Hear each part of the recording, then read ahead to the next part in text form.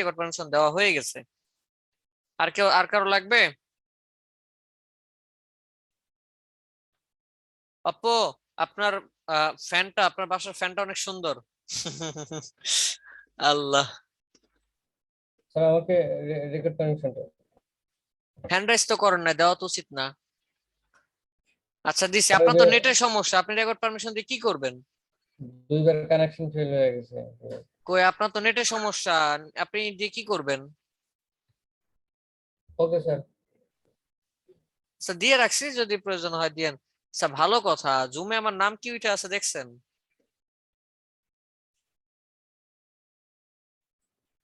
কেউ স্যার এটা ঘাবড়ে তো যায় আগে না? থেকে খেয়াল করছি। একটা মেয়ের নাম দেওয়া আছে স্যার। কারণ যার আইডি এটা তার ইয়া, হ্যাঁ যাই হোক, এটা মানে মিস্টেক করেন না আবার কেউ, ঠিক আছে?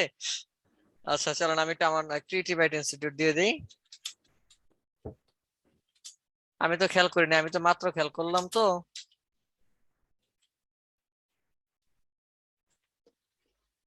আচ্ছা ঠিক আছে। আমি তো প্রথমে ভেবেছিলাম আমাদের ম্যাডামের আইডিয়া হবে হয়তো বা। আল্লাহ, না না, এটা হচ্ছে ইসের, অফিসের।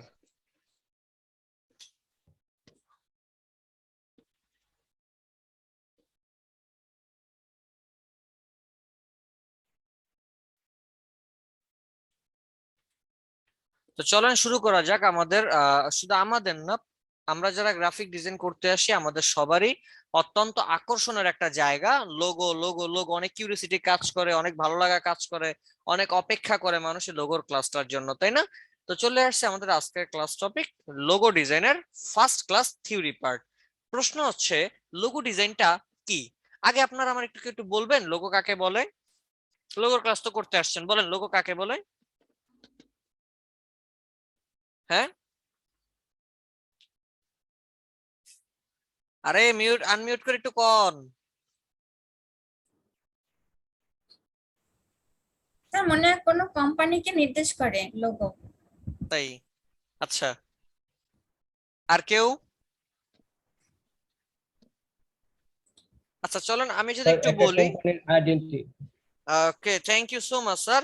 এক কথায় বলা যায় লোগো বলতে কি বোঝায়? লোগো হচ্ছে আমরা একটা সিম্বল বা একটা চিহ্ন, যেটা কিনা একটা কোম্পানি বা একটা প্রোডাক্ট বা একটা প্রতিষ্ঠানকে নির্দেশনা দেয় বা একটা প্রতিষ্ঠানকে পরিচয় করাতে সাহায্য করে, অথবা আরো বলা যায় একটা কোম্পানির আইডেন্টিটি ক্রিয়েট করে। ক্লিয়ার আমার কথা? অর্থাৎ একটা লোগো বলতে কি বোঝায়? একটা সিম্বল বা চিহ্ন যা কিনা একটা কোম্পানিকে মানুষের কাছে পরিচয় করাতে সাহায্য করে। ক্লিয়ার?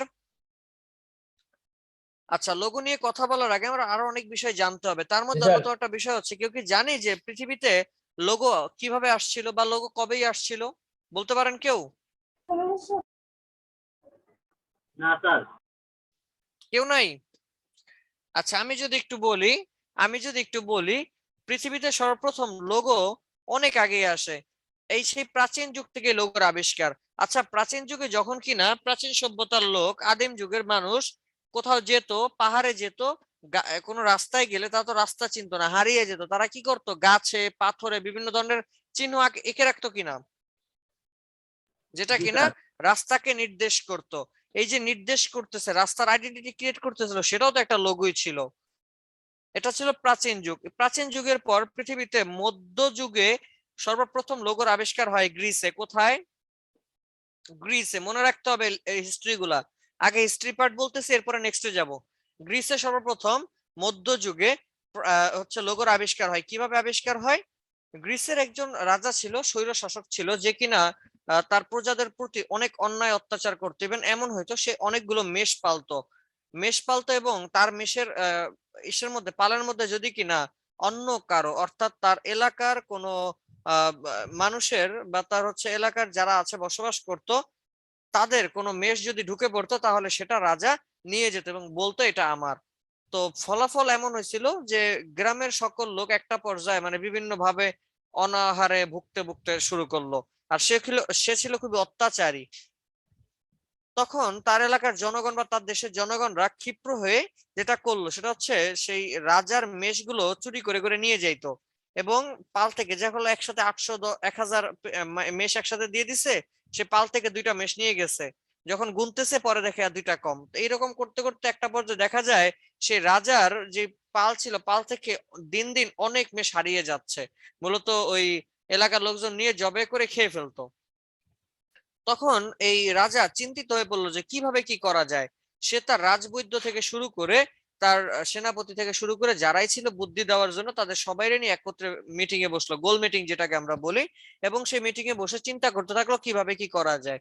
তো তার যিনি প্রধান বুদ্ধি পরামর্শদাতা, সে তাকে বললো যে আপনি আপনার যতগুলো মেষ আছে সবগুলো মেষের মধ্যে এমন একটা চিহ্ন করে দেন যে চিহ্নের মাধ্যমে সবাই চিনতে পারবে যে এটা হচ্ছে আপনার প্রোডাক্ট, এটা হচ্ছে আপনার মেষ, যেন কেউ এটাকে নিয়েও সারতে না পারে, নেওয়ার আগে যেন 10 বার ভাবে। এবং আপনি বলে দেন যদি কারো বাসায় আমার এই চিহ্নের মেষ পাওয়া যায় তার সপরিবার আমি হত্যা করব। এরকম একটা নির্দেশ জারি করে দেন। যেমন কথা তেমন কাজ, একটা লোহার শিক একটা সার্কেলের মতো, একটা ইলিপসের মতো গোল করে চাকার মতো, যেটাকে গরম করে প্রতিটা মেষের গায়ে ছেঁকা দেওয়া হইলো, অর্থাৎ গরম করে পুড়িয়ে দেওয়া হইলো যতগুলো মেষ ছিল সবগুলো মেষের মধ্যে।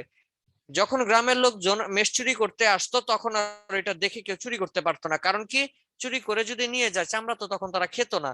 তো চামড়া যদি দেখে তো রাজারা তো চিনে যাবে, বা রাজার সৈন্য যারা তো চিনে যাবে যে চামড়া দেখে যেটা তো হচ্ছে আমার রাজাদের মেষ ছিল। তো এই ভয়ে তারা কি করলো না আর আমাদের সেই রাজার মেষ ইত্যাদি চুরি করলো না।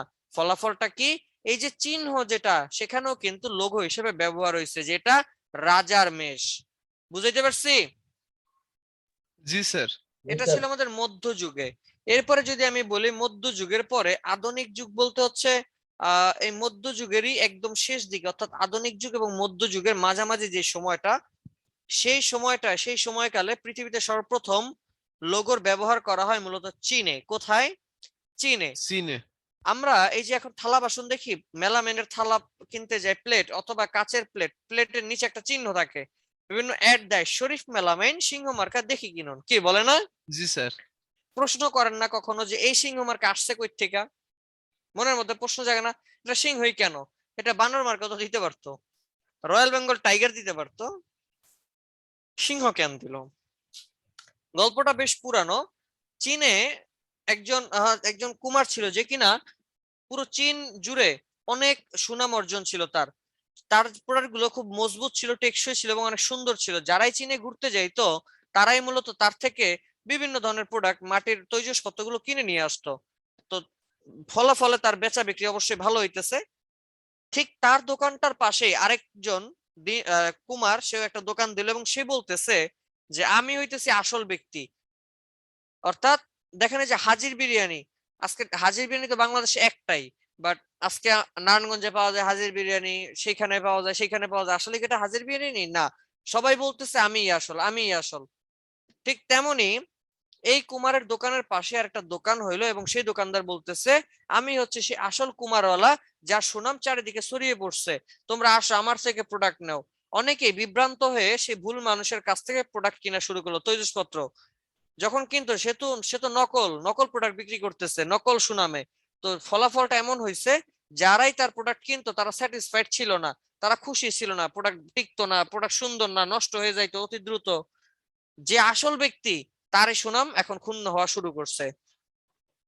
তো ওই যে ব্যবসায়ী যিনি আসল, সে অনেক চিন্তায় পড়ে গেল কি করা যায়। পরবর্তীতে সে বুদ্ধি বের করলো, আমি আমার সকল প্রোডাক্টের নিচে একটা করে চিহ্ন দিয়ে দিব, যে চিহ্ন দেখে সবাই চিনবে যে এটা আসল প্রোডাক্ট। সেইখান থেকেই ব্যবহার করা হয় এই সিংহ মার্কা, এবং আমরা যেটাকে বলি এই সিংহ মার্কা দেখে কিনুন। বুঝছি? জি জি স্যার। স্যার, জি স্যার স্যার। আর আধুনিক যুগে সর্বপ্রথম লোগোর ব্যবহার হয় 1920 সালে, না জানো, হ্যাঁ 1920 সালে। আধুনিক যুগে সর্বপ্রথম লোগোর ব্যবহার করা হয় 1920 সালে। কোম্পানিটার নাম ছিল BASS, বেস্ট কোম্পানি, যার লোগোর চিহ্ন ছিল একটা ত্রিভুজ শুধুমাত্র। আধুনিক যুগে সর্বপ্রথম লোগোর ব্যবহার হয় কি বাণিজ্যিক ভাবে?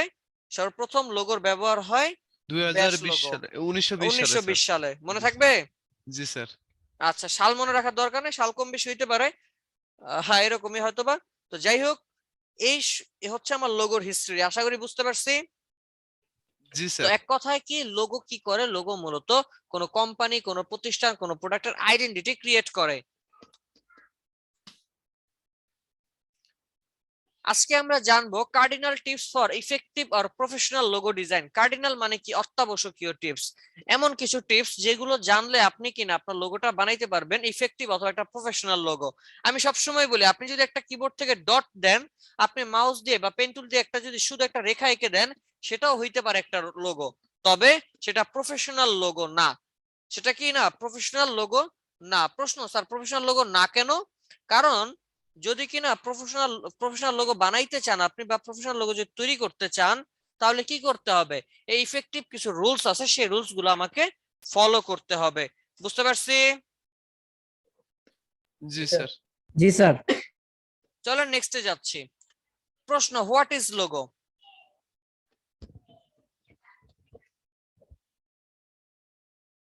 বলেন। স্যার কিছুক্ষণ আগে তো আপনি সব বলে দিলেন। তার লোগো হচ্ছে একটা চিহ্ন। এখন আপনাদেরকে বলতেছি, বলেন হোয়াট ইজ লোগো? লোগো বলতে আপনি কি বুঝেন? স্যার কোম্পানির আইডেন্টিটি বহনকারী কোন বস্তুকেই লোগো বলে। কোম্পানির Good. আইডেন্টিটি শনাক্ত করে এমন কোন চিহ্ন হচ্ছে লোগো। গুড। চলেন এরপর আমি আরেকটু ক্লিয়ার করি। একটু একটু বলেন এখানে যে কোনটা শাকিব খান আছে, আমার একটু দেখে বলেন তো। স্যার দুই 2 নম্বরটা। নম্বরটা। 2 নম্বর না হলে 2 নম্বরটা। সবাই একটু একটু কনফার্ম করেন। তো 2 নম্বরটাই হবে। 2 নম্বরটা হতে পারে স্যার। আমার কাছে 2 নম্বরটাই। 3 নম্বর। একটু 2 মিনিট সময় দিচ্ছি, একটু ভালোভাবে দেখেন।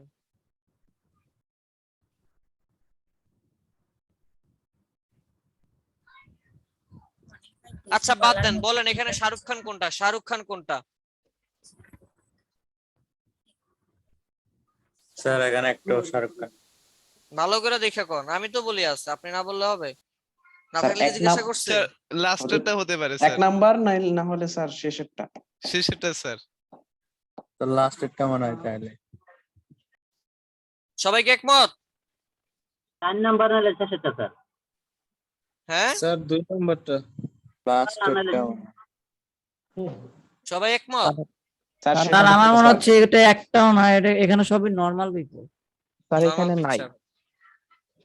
আচ্ছা শাকিব খান তো আছে নাকি? নাকি সেটাও কইবেন নাই? স্যার 2 নম্বরটা এখানে হবে। আচ্ছা চলেন আমরা একটু দেখি। আল্লাহ কি বুঝলেন? এই তো 3 নম্বরে। চলেন এবার আমি এই আপনাদের সাথে গেমসটা কেন খেললাম সেটা একটু আমি ক্লিয়ার করে বলি। দেখেন এখানে আছে মাশরাফি বিন মুর্তজা, এখানে আছে হিরো আলম, এখানে আছে কে? রামচরণ আছে, রামচরণ, এখানে কে আছে? হচ্ছে আইমান সাদিক আছে, এখানে কে আছে? মিস্টার বিন আছে। স্যার মাশরাফি সুরুতি হাসান, রামচরণ, সুরুতি হাসান, হিরো আলম, মাশরাফি। আচ্ছা একটু দেখেন, যতক্ষণ পর্যন্ত আপনি এনাদেরকে দেখেন নাই ততক্ষণ মনে হচ্ছে আরে এগুলো স্বাভাবিক মানুষ, তাই না? আপনি তাকে ভ্যালুই দেন নাই। বাট যখনই আপনি তাকে দেখলেন, এখন আপনার মধ্যে ফিল কাজ করছে, ওয়াও এটা মাশরাফি ছিল। লাইক ধরেন মাশরাফি মাস্ক পরা আপনার পাশে দাঁড়িয়ে আছে, আপনার গায়ে একটু ধাক্কা টাক্কা লাগতেছে, আপনি বলছেন ভাই সাইড দেন, চাপেন তো, দূরে সরে দাঁড়ান, এভাবেই তো বলবেন নাকি? জি বাট স্যার। যখন মাস্কটা খুলবেন বা সে মাস্কটা খুলবে, আপনি দেখে কি বলবেন? আরে ভাই আপনি মাশরাফি ভাই, চলেন একটা সেলফি তুলি। এই যে তার প্রায়োরিটি আপনি দিচ্ছেন, কেন দিচ্ছেন? তার ব্র্যান্ডিংটা কিসে? তার ফেসে, রাইট? তার ফেসটাই হচ্ছে তার ভ্যালু। যখন কিনা তার ফেসটা আপনি দেখছেন, সাথে সাথে একটা ভ্যালু ক্রিয়েট হয়েছে এবং সেই অনুযায়ী আপনি তাকে সম্মান দেওয়া শুরু করছেন। ঠিক তেমনি একটা কোম্পানির ভ্যালু ক্রিয়েট করে সেই কোম্পানিটার লোগো। লোগোটা যদি ভালো না হয় সেই ক্ষেত্রে কখনোই কোম্পানিটার আইডেন্টিটি ক্রিয়েট হয় না। ক্লিয়ার? জি স্যার ক্লিয়ার।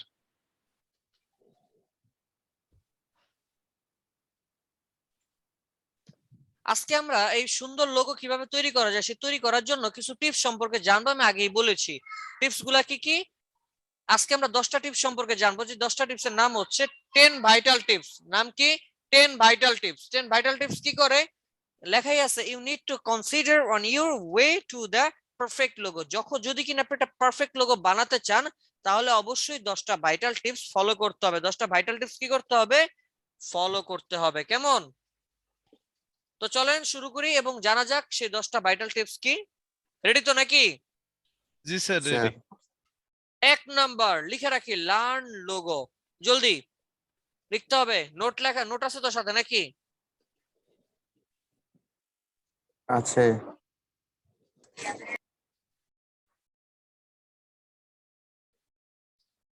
এক নম্বর কি লার্ন লোগো, লার্ন লোগোর মধ্যে আবার লেখেন 5টা পয়েন্ট।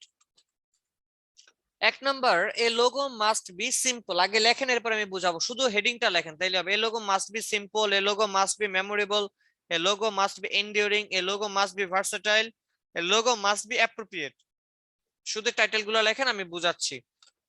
লেখা হইলে মেসেজ দেন, হয়েছে। কথা বলা লাগবে না, মেসেজ দেন, হয়েছে।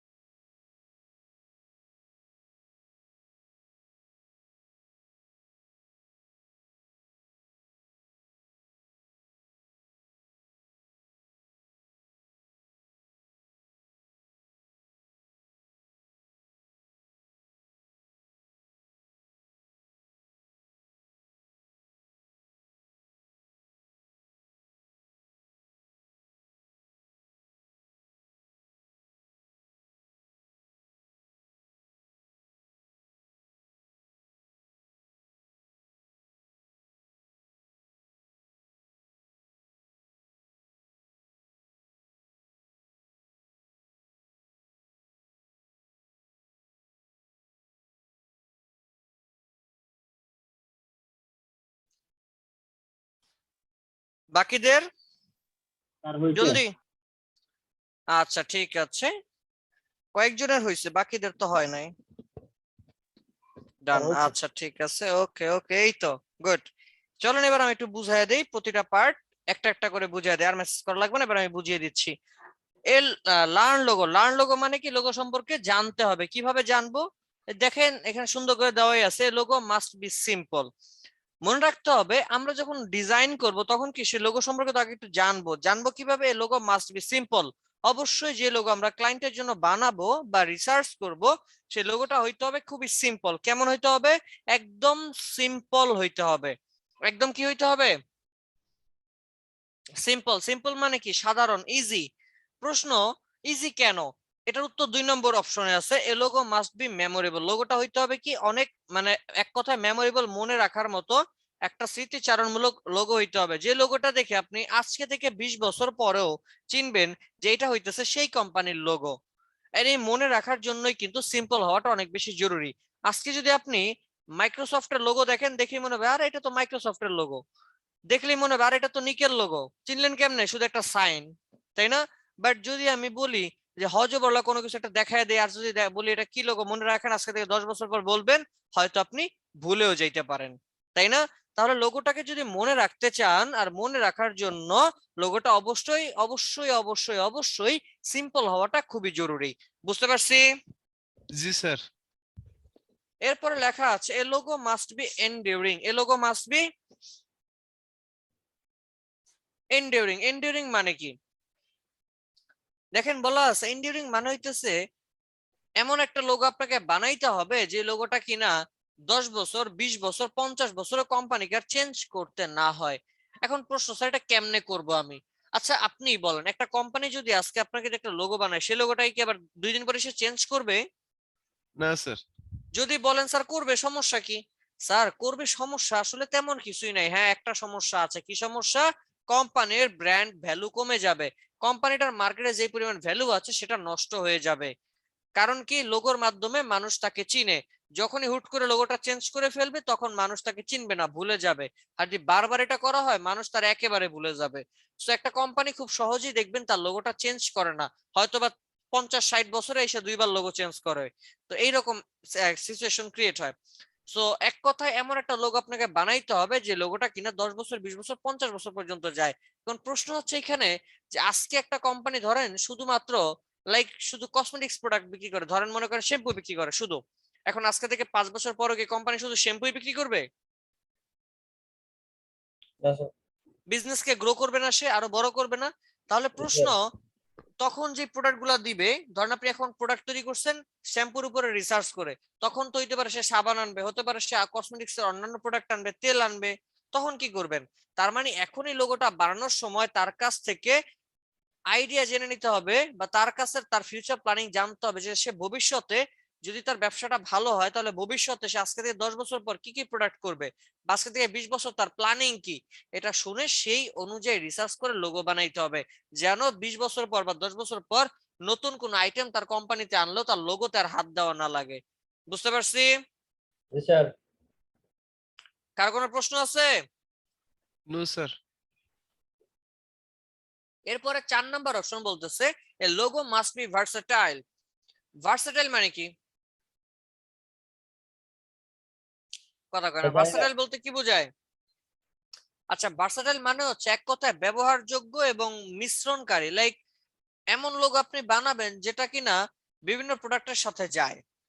ধরেন পেপসি, পেপসির একটা লোগো ছিল মানে মিনিমাল ফ্ল্যাট, যেটা আপনারা করছেন সেটা একটা পেপসির লোগো। এরপর একটা লোগো বানাইছে, যখন কিনা ক্যানের মধ্যে পেপসি পাওয়া যায় দেখবেন ওই ক্যানের লোগোটা দেখতে একটু থ্রিডি থ্রিডি মনে হয়, তাই না? জি স্যার। লোগোটার উপরে বরফ টরফ আছে, থ্রিডি থ্রিডি লাগে। আসলে লোগোটা কি থ্রিডি না, এবং লোগোটা চেঞ্জ হয়েছে, কোনো ধরনের আকৃতিতে চেঞ্জ হয়েছে বা ডিজাইনে চেঞ্জ হয়েছে? হয় নাই।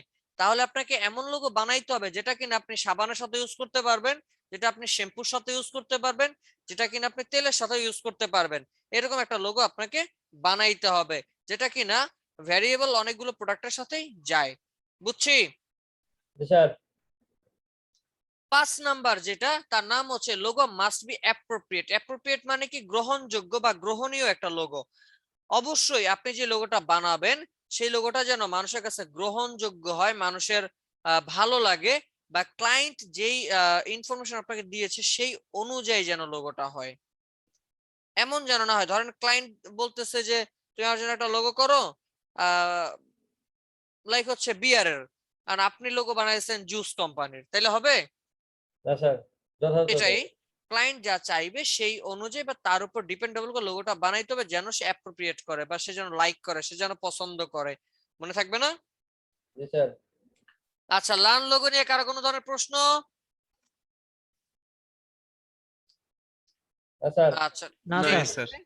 নেক্সটে যাচ্ছে। 2 নম্বর 10টা ভাইটাল টিপসে 2 number, establish your own design process. লিখে রাখি, establish your own design process.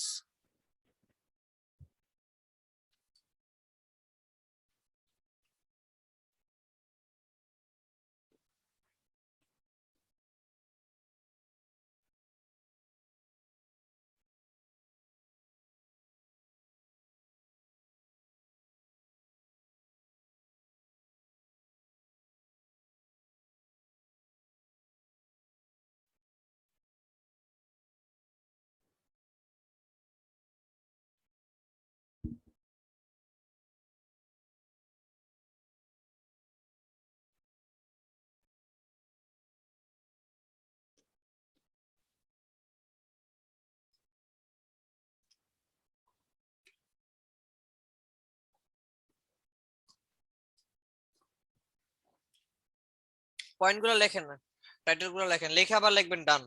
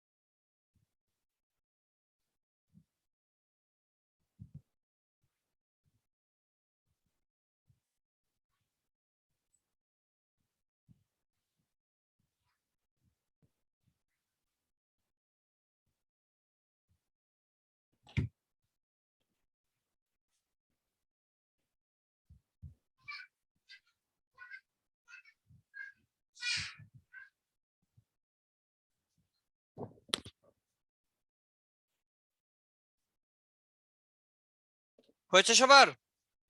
G sir. জি স্যার। আচ্ছা ঠিক আছে।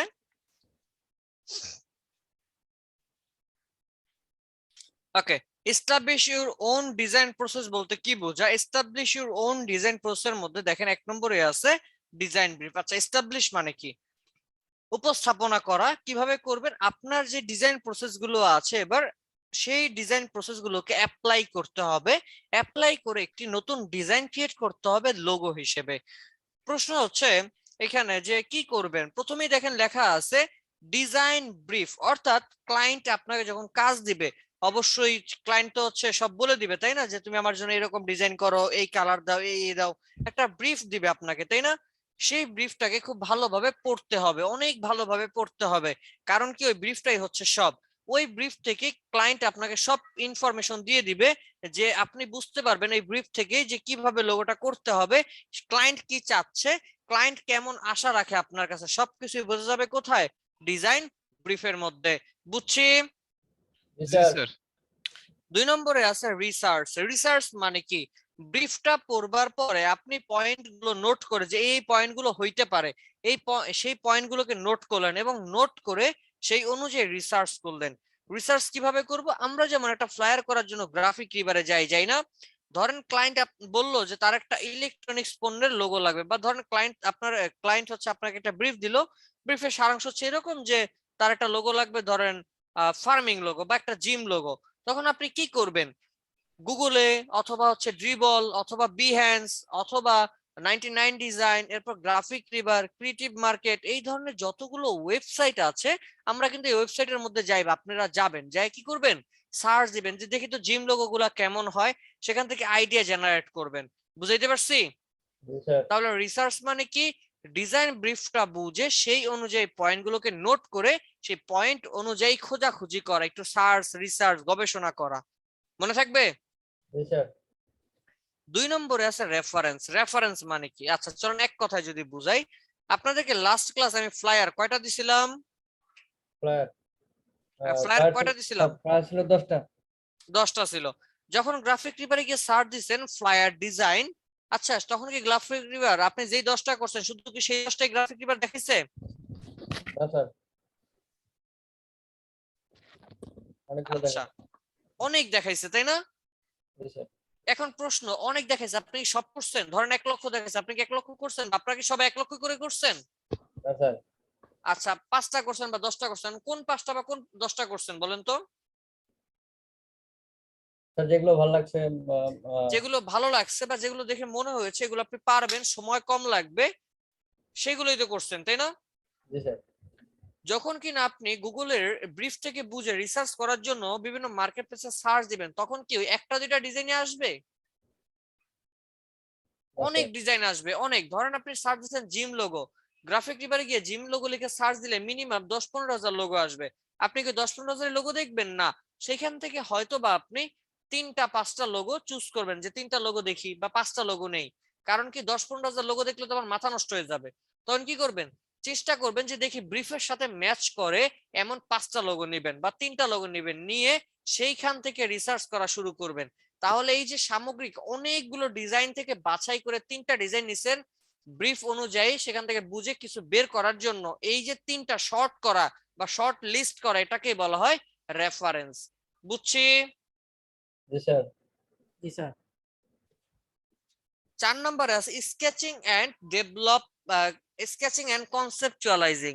কি আছে? Sketching and conceptualizing. আচ্ছা, কনসেপচুয়ালাইজিং বলতে কি বোঝায়? স্কেচিং মানে কি কোন? হ্যাঁ, স্কেচিং হচ্ছে যে হাতে কোনো কিছু স্কেচ করে সেটা দ্বারা বানানো, আচ্ছা আর কনসেপ্ট কোনো একটা ধারণার উপর তৈরি করা, ধারণা গ্রো করা।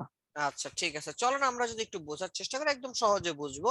স্কেচিং মানে কি? স্কেচিং মানে আঁকা আঁকি করা, এক কথায় আঁকা আঁকি করতে হবে হাত দিয়ে অবশ্যই। এখন এখানে মাথা খারাপ হয়ে গেল, স্যার আমি তো সার্কুলার স্টুডেন্ট না, আমি তো ভালো আঁকতে পারি না। নিজের ফেসটা আঁকতে গেলে 3-4 বার মানে কি বলে যে মুইসা ফেলতে হয়।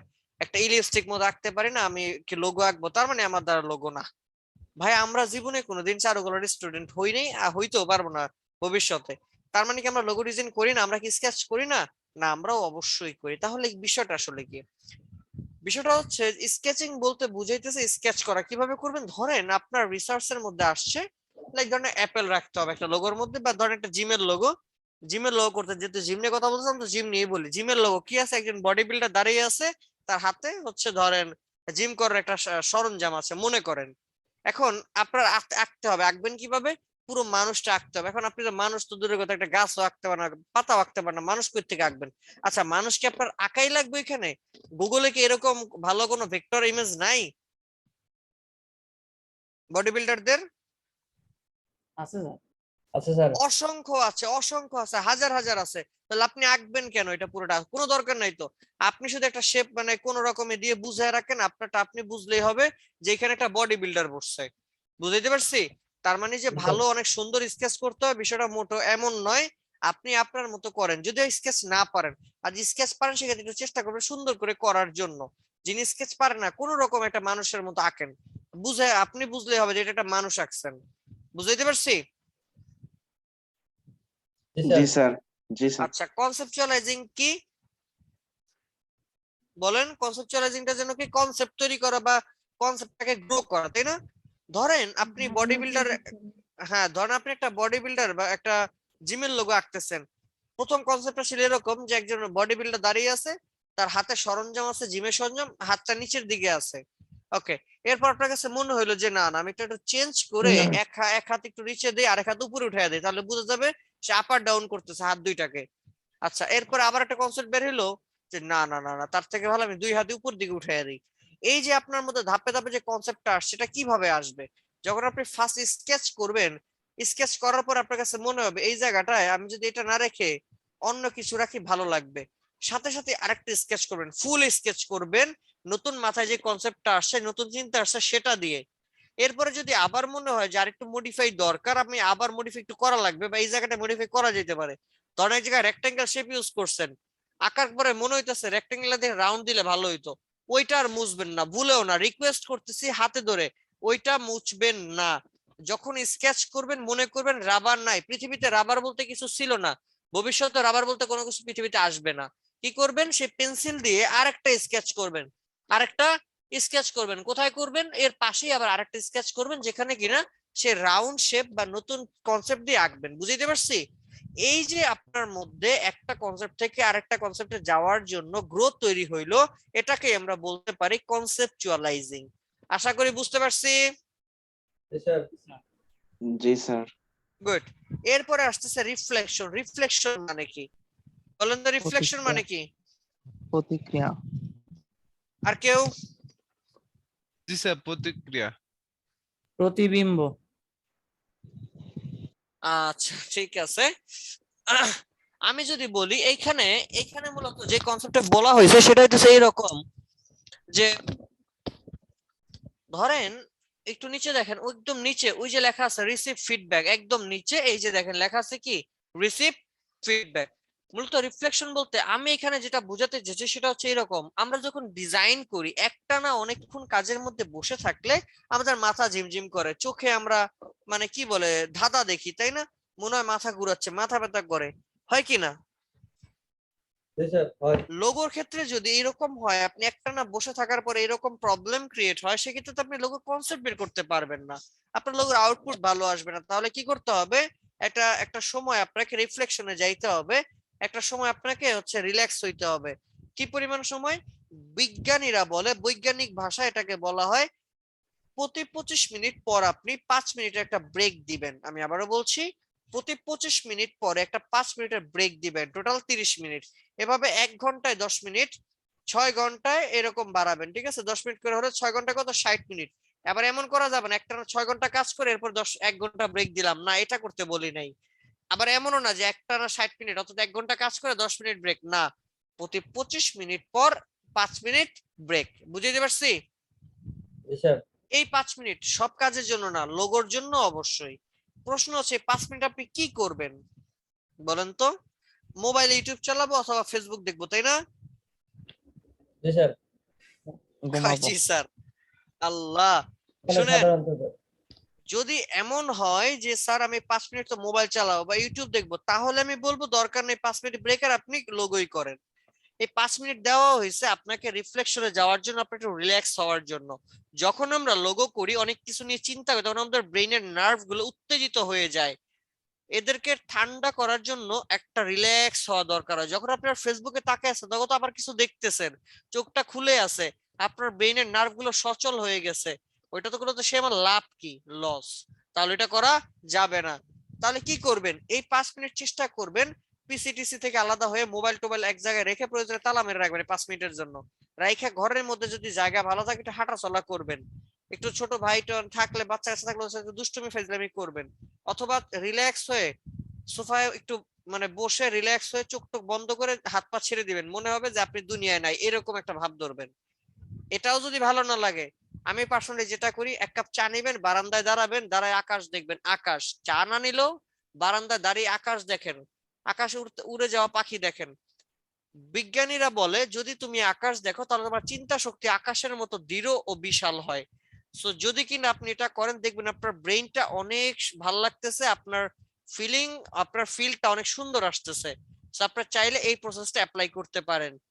বারবার বলতেছি, 25 মিনিট কাজ করার পরে যে 5 মিনিটের ব্রেকটা দিবেন, অবশ্যই এই 5 মিনিট ডিজিটালের সকল ধরনের প্রোডাক্ট বা পণ্য থেকে আলাদা হয়ে থাকবেন। বুঝতে পারছি? জি স্যার। জি স্যার। স্যার চলেন চাঁদ দেখে আসি। আমি অলরেডি দেখতেছি, আমার জানলা দিয়ে দেখা যায়। যাই হোক, উঠছে কিনা তাই যাই না, আকাশ দেখা যায় আর কি। আচ্ছা, প্রেজেন্টেশন। তার আগে রিফ্লেকশনের পরে আরেকটা পার্ট আছে, একদম রিফ্লেকশনের ডান পাশে নিচে দেখেন রিসিভ ফিডব্যাক, দেখতে পাচ্ছি? জি স্যার। Receive sir. ফিডব্যাক বলতে কি বোঝায়?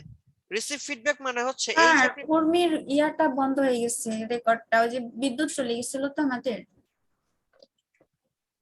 আচ্ছা আমি দিয়ে দিচ্ছি।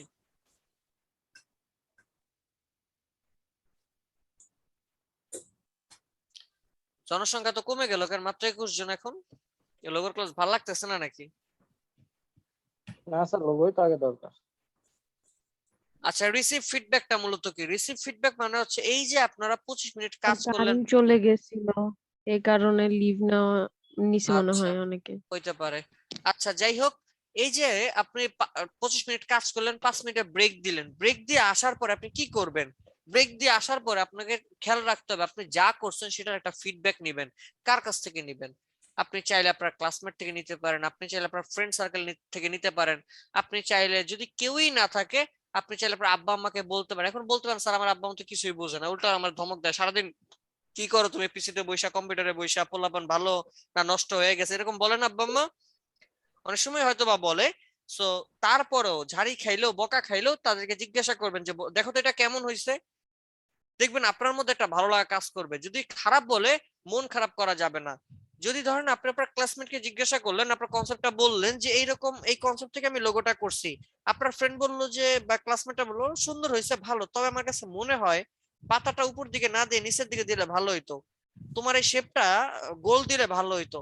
যখন এই ফিডব্যাক গুলো দিচ্ছে তখন আমরা ফিডব্যাক গুলো খাতায় নোট করব। কোথায় নোট করব? অবশ্যই খাতায় নোট করব, এবং চেষ্টা করব এই যে উনি যে কনসেপ্ট আবার দিল সেই কনসেপ্টের আবার নতুন করে স্কেচ করার জন্য। সফটওয়্যারে হাত দেওয়া যাবে না, বুঝছি? জি স্যার। জি ওকে, স্যার। এরপরে আসি প্রেজেন্টেশন। প্রেজেন্টেশন কি? এই যে এতগুলো কাজ আপনি করলেন, ডিজাইন ব্রিফ করলেন, রিসার্চ করলেন, রেফারেন্স কালেক্ট করলেন, স্কেচ করলেন, এরপর রিফ্লেকশন থেকে যে আপনার বন্ধু ফিডব্যাক দিল সেই ফিডব্যাক থেকে কি পরিবর্তন করলেন, এই সব কিছু নোট আকারে অথবা ছবি তুলে কি করবেন? পাওয়ার পয়েন্টের প্রেজেন্টেশনে নিয়ে উপস্থাপন করবেন। এই অ্যাকশন ট্রানজিশন কিচ্ছু লাগবে না, শুধু পাওয়ার পয়েন্টের প্রেজেন্টেশন এমনি রাখবেন। তাহলে এরপর ক্লায়েন্টকে দিবেন, তাহলে কি হবে? ক্লায়েন্ট বুঝবে যে আচ্ছা আচ্ছা তুমি আমার কনসেপ্টটা নিয়ে এত কিছু করছো, ব্রিফ, এরপর রিসার্চ করছো, কোন কোন সাইটে রিসার্চ করছো সেগুলো দেখালেন, এরপর সেখান থেকে কি কি রেফারেন্স কালেক্ট করছেন, ওই 3-4টা লোগো যা কালেক্ট করছেন রেফারেন্স হিসেবে সেগুলা নিলেন। এরপর হইতেছে স্কেচ করা, স্কেচের ছবিগুলা, এরপরে কি কনসেপ্ট বের করে সেখান থেকে কি স্কেচ হয়েছে সেই ছবিগুলা। এই যে সম্পূর্ণ প্রসেস গুলো যখন আপনি ক্লায়েন্টকে দিবেন তখনই আপনার একটা লোগোর দাম বাড়বে। কারণ কি, আমরা মানুষ সবাই পছন্দ করি কেউ একজন আমাকে নিয়ে ভাবুক। যদি সেটা আমার প্রিয় জিনিস নিয়ে কেউ ভাবে, ধরেন একজন মানুষ যে কিনা আমারে ভালোবাসে এবং আমার প্রিয় জিনিসকে নিয়ে সে সবসময় চিন্তা করে, অবশ্যই আমার কাছেও তার ভালো লাগবে, এটাই স্বাভাবিক, তাই না? তো ঠিক তেমনি একটা কোম্পানির মালিক বা একটা কোম্পানির ওনার বা একটা কোম্পানির কোনো ব্যক্তি যখন শুনবে বা দেখবে যে আপনি তার কোম্পানিকে নিয়ে এতদিন ভাবছেন, এত কিছু করছেন, এত রিসার্চ করছেন, স্বাভাবিকভাবেই এই কোম্পানি থেকে আপনাকে প্রায়োরিটি সব থেকে বেশি দেওয়া হবে। শুধু প্রায়োরিটি দেওয়া হবে না, আপনাকে সর্বোচ্চ কি বলে সাহায্য সহযোগিতা এবং আপনাকে যা দেওয়া দরকার সব দেওয়ার তারা চেষ্টা করবে। বুঝতে পারছি? জি স্যার। তাহলে জি, এই স্যার। দুইটা বুঝছি তো, 1 নাম্বার আর 2 নাম্বার। জি স্যার। নেক্সটে গেলাম, ফিগার আউট। এই যে আমরা দুইটা প্রসেস যা করলাম, মূলত 2 নম্বরে যে প্রসেস গুলা করলাম এই সবগুলো এখানে ফিগার আউট হিসেবে দেওয়া আছে, একটু দেখেন। ব্রিফ, রিসার্চ, রেফারেন্স, এরপরে কি আছে, sketch, concept, reflection, revision, presentation. লাস্টে আবার দুইটা অ্যাড করা হয়েছে, ডেলিভারি এন্ড সাপোর্ট। ডেলিভারি মানে কি? কাজটি ডেলিভারি দেওয়া, ক্লায়েন্টকে দিয়ে দেওয়া। ডেলিভারি মানে কি দেওয়া, কাকে দিচ্ছেন? যার জন্য কাজটা করছেন। ভাই কাজ করছেন আমার জন্য, এটা কি আপনি আপনার কাছে রেখে দেওয়ার জন্য করছেন? No sir. জি না তাহলে স্যার। আমাকে দিতে হবে, আমাকে দিচ্ছেন। দেওয়ার পর আছে সাপোর্ট। সাপোর্ট কি? তাকে বলে ওই দেওয়া কাজে যে, হ্যাঁ তাকে বলে দেওয়া যে এই দেখো আমি তোমার জন্য কাজ করছি, তুমি চাইলে লাইফ টাইম আমার কাছে সাপোর্ট নিতে পারবা, যখন যে কোনো ধরনের সমস্যা হোক ইনস্ট্যান্ট তুমি আমাকে জানাবা, আমি আমার জায়গা থেকে তোমার জন্য সর্বোচ্চ চেষ্টা করব, তোমার জন্য সর্বোচ্চ চেষ্টা করব যে কোনো ধরনের সাহায্য সহযোগিতা করবার জন্য। মনে রাখবেন বিদেশি ক্লায়েন্টরা সবসময় আপনার কাছ থেকে হেল্প নেবে, বিনিময়ে আপনাকে টাকা দিবে। এমন না যে আপনার কাছ থেকে ফ্রি ফ্রি হেল্প নেবে, আমরা বাঙালিরা যেটা করি ওরা সেটা করে না। বুঝতে পারছি? জি স্যার। কিন্তু আপনি যে তাকে বলতেছেন এতে অনেক খুশি। দেখবেন আমরা যখন ফ্রুটস কিনতে যাই দোকানদার আমাদেরকে বলে যে ভাই ফল নিয়ে যান, একটা যদি চুকা হয় বা একটা যদি টক হয় বা নষ্ট থাকে আমার কাছে নিয়ে আসবেন, আমি টাকা ফেরত দিয়ে দিব। আমরা কি এই তার এই কথা শুনে কিন্তু আমরা ফলটা নিয়ে আসি, তাই না? আরে সে 100% গ্যারান্টি দিচ্ছে মিষ্টি হবে, আবার মিষ্টি না হলে টাকা ফেরত। আমরা নিয়ে আসি, কি আনি কিনা? বাসায় না দেখি ফলটা একটু টকই হয়েছে, এরপরে কিন্তু আমরা নিয়ে যাই না, বল থাক হয়েছে টক, আর কি করবো, সামনে থেকে দেখে আসি না কিনবো। এই যে দেখেন বিষয়টা, এরপরে কিন্তু আমি তার প্রোডাক্টটা নিয়ে আসছি, কারণ কি তাকে আমি বিশ্বাস করছি, তার গল্প শুনে বিশ্বাস করছি, তার কথায় আমি আশ্বস্ত হয়েছি। ঠিক তেমনি যখন আপনি ক্লায়েন্টের জন্য কাজ করবেন তাকে বলতে হবে তোমার যে কোনো ধরনের সমস্যায় আমি তোমার পাশে আছি, আমি হেল্প করবো, তুমি বিনা সংকোচে আমার কাছে চলে আসবা, সে খুশি হবে। বুঝছি? জি স্যার। এই যে দেখেন ডিজাইনের প্রসেসটা, স্কেচিং এর যে বিষয়টা এখানে বললাম সেটা একটু দেখেন। এই যে প্রথমে ধরেন এরকম করলেন, এরপর মনে হইলো এটা ফিলে কালার, মনে হলো এটা স্ট্রোকে করব, সেটা কিন্তু চাইলে মুছতে পারতাম না, মুছে কি করছে এখানে আবার করছে। দেখেন এই যে দাগগুলো দিছে, দাগগুলা কি স্কেল দিয়ে দিছে নাকি হাত দিয়ে দিছে? করবা, বলো, করবা। হাত এমনি দিয়ে কিন্তু হাত দিয়ে দিছে, বাঁকা দ্বারা হয়েছে। আমি ওইটাই চাই, আপনারা এইভাবেই করবেন। রেখে দেবা। এরপরে দেখেন এই যে স্কেচ করলেন, মনে হইলো যেটা ভালো লাগে না, আর একটু ডিফারেন্ট কোনো কিছু হইতে পারে, আবার এই যে এটা আবার একটু মডিফাই করে এটা, আবার একটু মডিফাই করে এটা, আবার লাস্ট ওয়ান এটা। তাহলে এই যে স্টেপ যখন এটা ক্লায়েন্টকে দিবেন, ক্লায়েন্ট কি বলবে, তুমি আমার নিয়ে এত ভাবছো, এতবার রিসার্চ করতে, এত স্কেচ করছো, স্বাভাবিকভাবে লোগোটার ভ্যালু ক্লায়েন্টের কাছে বেড়ে যাবে। বুঝছি? এটা গুগল থেকে, সবই গুগল থেকে নেওয়া। স্যার এইগুলাও কি ক্লায়েন্টের কাছে সাবমিট করা লাগবে? অবশ্যই অবশ্যই, এই যে প্রসেস, এগুলা প্রসেস যে আপনি কিভাবে কি করছেন। নাইলে কি আর স্যার একটা লোগোর জন্য ক্লায়েন্ট আপনাকে $3000 $4000 টাকা দিবে? 3 নাম্বার লেখি, ask the right questions।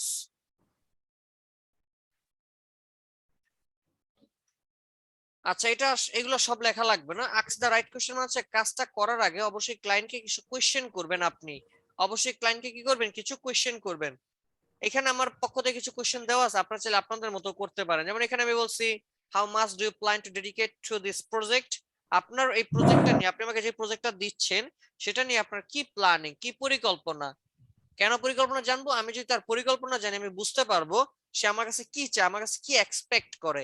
দেখবেন যখন আপনি কোনো দোকানে যাচ্ছেন কিছু কিনবার জন্য, তখন আপনাকে বলে ভাই আপনার বাজেট কত, কি জিজ্ঞাসা করে না? প্রশ্ন, ওই দোকানদার আমাকে এটা কেন জিজ্ঞাসা করে আমার বাজেটের কথা, কারণ সে বাজেট শুনে বুঝতে পারবে আমি কোন কোয়ালিটির কাস্টমার, আমি কি চাই তার কাছে, এবং সে আমাকে কিন্তু সেই রেঞ্জের মধ্যে কাগজ কি বলে জামা কাপড় ঘুরিয়ে ঘুরিয়ে দেখাবে, তাই না? ঠিক তেমনি ক্লায়েন্টকে যখন আপনি জিজ্ঞাসা করবেন যে তোমার প্ল্যান কি, সে যখন বলবে আপনি কিন্তু তার পরিকল্পনা শুনে বুঝতে পারবেন সে আসলে কি চায়, সে বাজেট কেমন দিবে, সে আপনার কাছে কি এক্সপেক্ট করে, আপনি কিন্তু অটোমেটিক বুঝতে পারবেন। সো তার জন্য হলো প্ল্যানিংটা জরুরি। Do you have a fixed deadline or timeline in mind for the project? অর্থাৎ ক্লায়েন্টকে জিজ্ঞাসা করা যে তুমি তোমার এই কাজের জন্য ডেডলাইন কি দিচ্ছ, বা যদি ডেডলাইন না দিয়ে থাকে সেক্ষেত্রে কেমন ডেডলাইন দিবে, বিষয়টা তার সাথে কথাবার্তা বলা। খেয়াল রাখতে হবে যেই ডেডলাইন সে দিচ্ছে বা যেই শেষ সময়টা সে দিচ্ছে কাজটা সাবমিট করার, চেষ্টা করবেন তার আগে সাবমিট করার জন্য। এমন যেন না হয় আপনি সময় নিয়েছে 2 দিন কিন্তু 2 দিনের লোগো শেষ 3 দিনের দিন দিচ্ছেন, হয়তো ক্লায়েন্ট আপনার কাজটা এইবারের মতো নিবে, সেকেন্ড টাইম আর কোনোদিন আপনার কাছে আসবে না, কারণ আপনি পাঞ্চুয়াল, আপনি কথা দিয়ে কথা রাখেন না।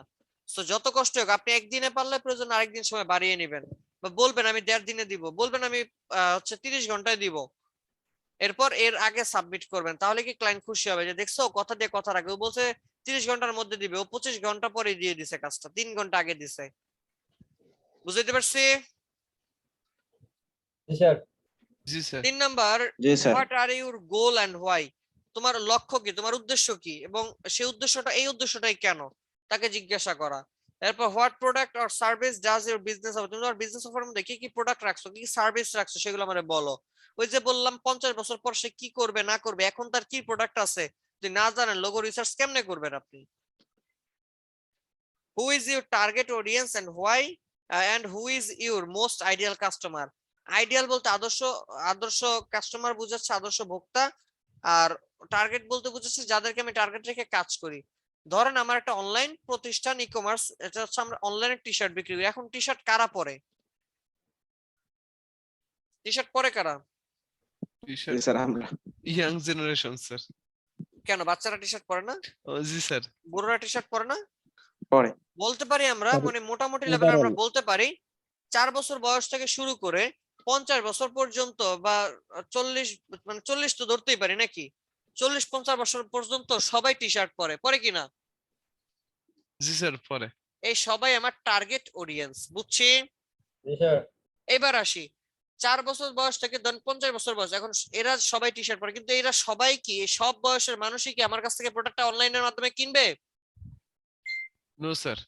কারা কিনবে? আমার এই প্রোডাক্টটা কিনবে হচ্ছে ধরেন 18 থেকে 25 বছর বয়স বা 18 থেকে 30 বছর বয়সের, এনারা অনলাইনের মাধ্যমে কি অর্ডার করে আমার থেকে প্রোডাক্ট কিনবে, তাই না? কিনে হয়তো তার বাচ্চারে দিবে, তার বাবাকে গিফট করবে, তার চাচারে গিফট করবে, তার ভাতিজা বাইগনাকে দিবে। তাহলে এই যে যারা আমার কাছে প্রোডাক্টটা সরাসরি কিনছে তারা আমার আইডিয়াল কাস্টমার, আর যারা পড়তেছে তারা সবাই আমার টার্গেট অডিয়েন্স। ক্লিয়ার? জি sir. Who is your competitor and how do you differ from them? তোমার কম্পিটিটর কারা আছে মার্কেটে, তুমি এবার যদি বলো যে এরা এরা আছে, এবার প্রশ্ন তুমি তাদের থেকে ডিফারেন্ট কেন, কি সার্ভিস তুমি দাও যার কারণে মানুষ তোমার থেকেই পণ্য নিবে? যেটা আমরা ফ্লায়ারে শিখছি হোয়াই চুজ মি, তুমি কেন আমার পছন্দ করবা, বুঝছি? এরপরে লাস্ট ওয়ান যেটা, what was the ideal behind the business name? তোমার বিজনেস নামের পিছনে রহস্যটা কি? অনেক সময় দেখবেন এই বিজনেস লোগোটা তৈরি হয় বিজনেস নামের উপরই, তো নামটা কেমন যদি আপনি জানতে পারেন বা নামের উদ্দেশ্যটা কি, তাহলে কিন্তু খুব সহজেই আপনার এই উপরে এত পার্ট লাগবে না, শুধু একটা কারণে আপনি বুঝে যাবেন সেটা লোগোতে কি রাখতে চাচ্ছে, বুঝছি? কার কোনো কোশ্চেন আছে?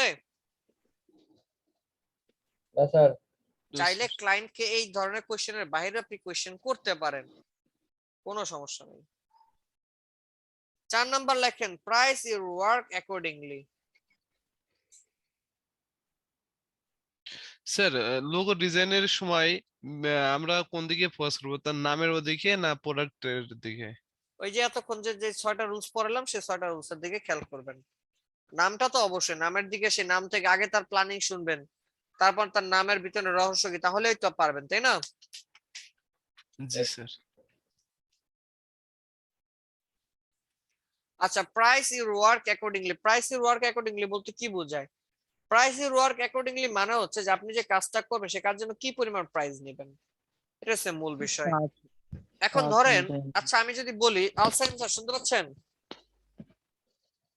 আলসাইম, জি স্যার। আচ্ছা, আপনার আমি একটা লোগো করাবো, ধরেন সেই লোগোটার বাজেট আমার কাছে কত চাইবেন? স্যার আপনি আসলে কি ধরনের কাজ করাতে যাচ্ছেন এটা না জানি আমি কেমনে বলবো। ধরেন minimal logo. Sir minimal logo তো প্রাইস একটু বেশি হয়। কত হয় বলেন, কত নেবেন আমার কাছ থেকে?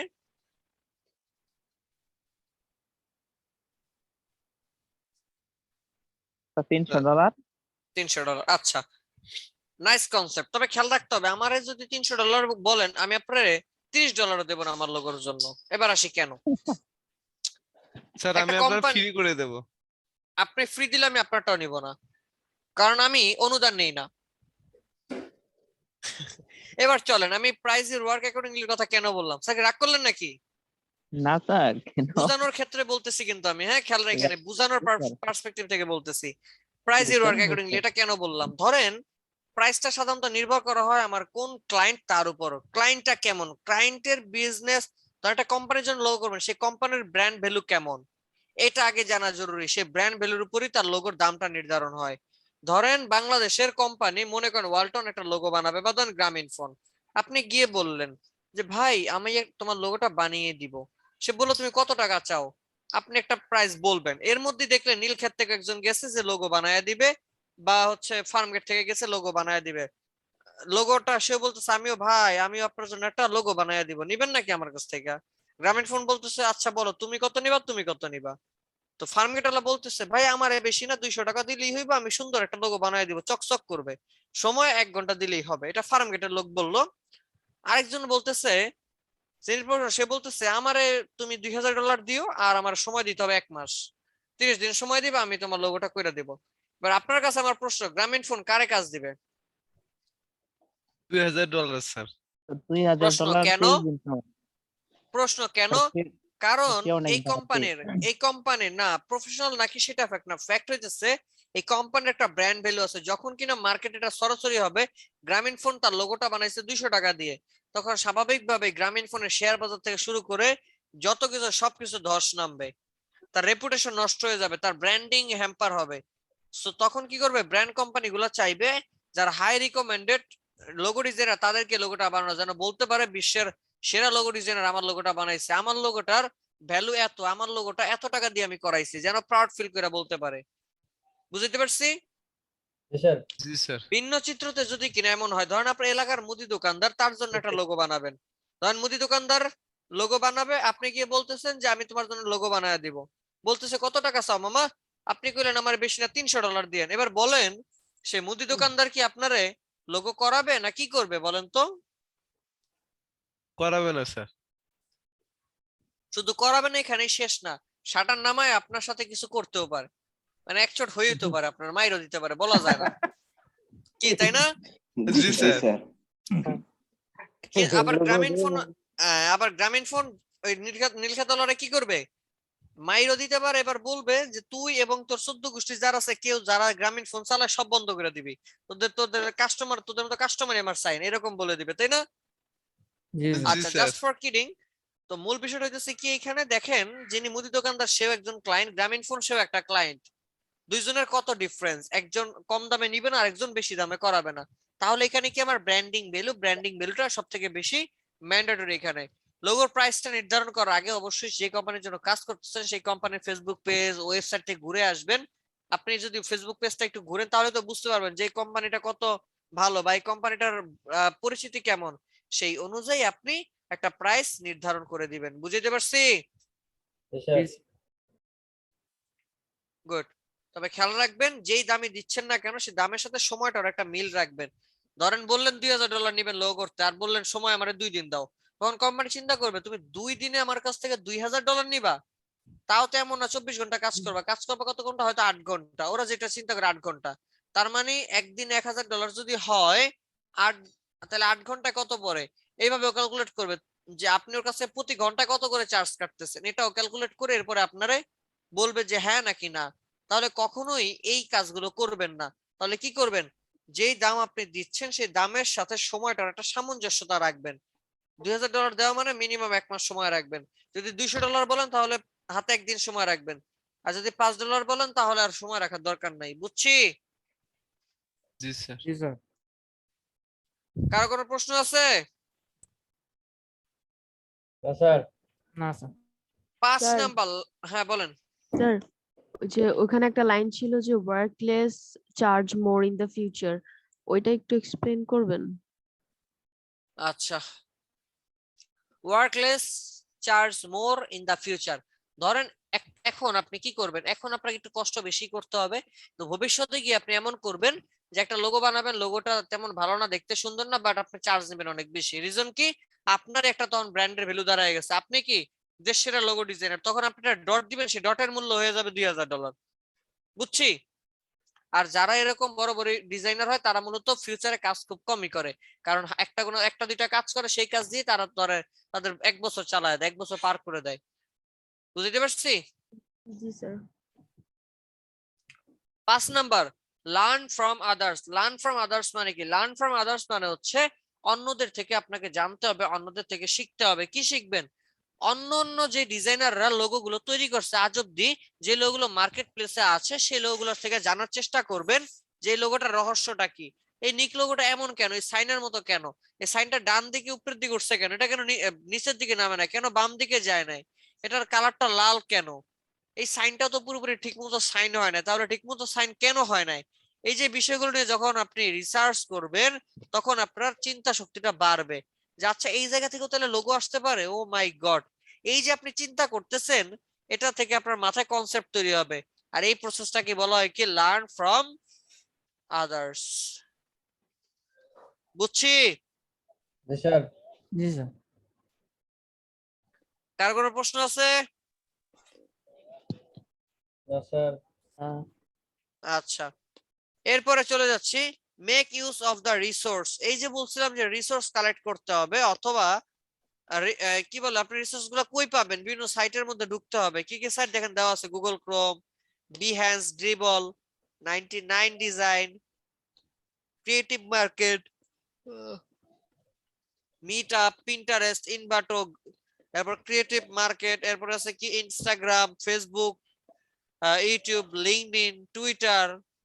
এই যে যত সাইট আছে, এই সাইট গুলো থেকে ঘুরে ঘুরে আপনাকে কি করতে হবে বলেন তো? রিসোর্স কালেক্ট করতে হবে। বুঝছি? স্যার। মনে থাকবে? জি স্যার। আচ্ছা ঠিক আছে। এরপর একটা নাম হচ্ছে choose the right font. Choose the right font মানে কি? আমার লোগোর সাথে যে ধরনের ফন্ট যায় সেই ধরনের ফন্ট চুজ করতে হবে। আমি আপনাদের সাথে যখন ফার্স্ট লোগোর ক্লাসটা করছিলাম, মনে আছে? Simple logo and simple business card, মনে আছে? জি স্যার। জি স্যার। সেই দিন আপনাদের একটা আর্কিটেকচার লোগো বানাইছিলাম, তাই না? জি স্যার। আচ্ছা, সেই লোগোর যে ফন্ট আমি কিভাবে ইউজ করছি? গুগলে গিয়ে সার্চ দিয়েছিলাম আর্কিটেকচার ফন্ট, সেই ফন্ট থেকে দেখে যেটা ভালো লাগছে সেইভাবে। অর্থাৎ আপনাকে আপনার ডিজাইনের জন্য, ডিজাইনের ঠিক কনসেপ্টের জন্য একটা আসল বা প্রয়োজন লব্য এরকম একটা ফন্ট আপনাকে ইউজ করতে হবে, যেটা শুধুমাত্র আপনার ওই ডিজাইনটার সাথে ভালো মানায়। বুঝছি? জি স্যার। নিচে সুন্দর করে লেখা আছে avoid the commonly use fonts, অর্থাৎ যেই ফন্টগুলো কমন ব্যবহার করা হয় বা কমন ইউজ হয় সেই ফন্টগুলো আমরা এড়িয়ে যাব, সেই ফন্টগুলো আমরা লোগোর ক্ষেত্রে ইউজ করব না। Like Arial, Times New Roman, এই ধরনের ফন্ট আমরা কি করব না বলেন? ব্যবহার করবো না। ব্যবহার করব না। কেন করব না? এগুলো তো অ্যাভেলেবেল, এগুলো ইউজ করা যাবে না। না। মনে থাকবে? জি স্যার। জি স্যার। আচ্ছা ঠিক আছে।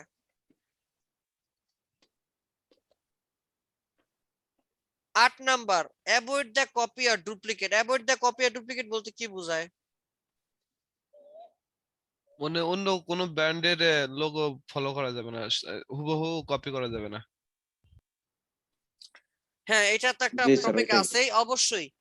ধরেন আমি বললাম আপনি আপনার নামের একটা লোগো বানাবেন, ধরেন আপনার নামের লোগো বানিয়ে তার মধ্যে আপনি গুগলের মধ্যে স্টাইল করে দিচ্ছেন, আরটার মধ্যে টুইটারের মধ্যে স্টাইল করে দিচ্ছেন, স্বাভাবিকভাবে মনেই হবে যে অবশ্যই আপনি আমার সাথে দুষ্টুমি করছেন, না হবা আপনি কার সাথে কি বলে কথাবার্তা বলে চলে গেছেন, এরকম কিছু একটা। এক কথা হইতেছে যে আপনি আপনার যে কোম্পানির জন্য লোগোটা বানাতে চাচ্ছেন কোন ধরনের কপি বা অ্যাভয়েড কপি করাই যাবে না, এই স্টাইল কপি করা যাবে না। এখানে কি আছে, স্কাইপ আছে, দেখেন আপনি আপনার নামে একটা লোগো বানাইছেন, সেই লোগোর মধ্যে স্ট্রোক এরকম স্কাইপের স্টাইল দিয়ে রাখছেন, তাহলে যে কেউ দেখে কি মনে করবে, আরে এটা তো স্কাইপের লোগো, কি বুঝবে কিনা? জি স্যার। তাহলে এই ধরনের কপি আর এই ধরনের ডুপ্লিকেট কোনোভাবেই করা যাবে না। বুঝছি? জি স্যার। কারো কোনো কোশ্চেন আছে? জি স্যার বুঝছি। হ্যাঁ, আমরা তো অবশ্যই ডিজাইন তো ট্রেস করবে, কেন করব? শেখার জন্য ট্রেস করব, তবে কাজ করার সময় আর ট্রেস করব না। লিমিট দা কনসেপ্টস সেট, অবশ্যই ডিজাইনার হিসেবে আপনি ডিজাইন করবেন এবং ক্লায়েন্টকে কনসেপ্ট দিবেন। কয়টা কনসেপ্ট দিবেন? আমরা একটা ভুল করি, একটা ডিজাইন করলে তার 20টা 40টা কনসেপ্ট বানাই, এরপরে দেখেন এখান থেকে আপনার কোনটা ভালো লাগে। ভাই এইভাবে জীবনও ভালো লাগবে না, বরং সেই ক্লায়েন্ট আপনার মেসেজই করবে না। এবার আসে কেন এই সমস্যাটা হয় কেন। উদাহরণের জন্য ধরেন আপনি একটা দোকানে গেছেন, একটা শপিং মলে গেছেন, কিছু কিনবেন, ঠিক আছে? এখন আপনি গিয়ে বলতেছেন যে ভাই আমার একটা কালো কালার শার্ট লাগবে, সে একটা শার্ট দেখাইলো, বলতেছে যে ভাই, আপনি বলতেছেন যে আরো কিছু শার্ট দেখেন কালোর মধ্যে, সে কালোর মধ্যে 40টা শার্ট আপনার সামনে খুলে ধরছে। এবার আপনি বলেন কনফিউজড হবেন কিনা যে আপনার কোনটা বা আপনি কোনটা কিনতে চাচ্ছেন? হ্যাঁ, জি স্যার, কনফিউজ হব। ইভেন শুধু কনফিউজড হবেন না, আপনি কিন্তু বলবেন কি আচ্ছা ভাই আমি একটু আরেকটু ঘুরে আসি, কারণ আপনি কনফিউজড হয়ে গেছেন। ঘুরতে গিয়ে অন্য আরেকটা দোকান থেকে অন্য একটা শার্ট কিনে বাসায় চলে গেছে, অথচ ওই ডিজাইনটার থেকে অনেক ভালো ভালো ডিজাইন আপনার এই কি বলে যে আগেই ছিল, ঠিক না? হ্যালো, জি স্যার, শোনা যাচ্ছে। জি স্যার। আচ্ছা, তাহলে কি বলে যে অনেক ভালো ভালো জিনিস ছিল, বাট আমরা কি করি নাই, নেই নেই কারণে নেই, আমরা কনফিউজড হয়ে গেছি যে আরে কি করব না করব। ঠিক তেমনই ক্লায়েন্টকে যখন কাজ দিবেন তখন কনফিউজ করা যাবে না, এই জন্য খুব কম সংখ্যক হচ্ছে কনসেপ্টটাকে দিতে হবে। কয়টা এখানে দেওয়াই আছে দেখেন, 1 থেকে 3টা, সর্বোচ্চ 1 থেকে 3টা কনসেপ্ট আমরা সেন্ড করব। একই কনসেপ্টের কয়টা ডিজাইন সেন্ড করব তাকে? 3টা, এবং বলবো 3টার যে কোনো একটা চুজ করে আমাকে বাছাই করে যেন সে দেয়, তা নাহলে সে কনফিউজড হয়ে চলে যাবে, আর কখনো আসবে না। বুঝছি? জি স্যার। জি। কার কোনো কোশ্চেন আছে? আপাতত নাই sir. 10 number, sir. Delivery the correct files, ফাইলগুলোর নাম লেখা রাখি, AI, EPS, PDF, JPG, PNG, PSG.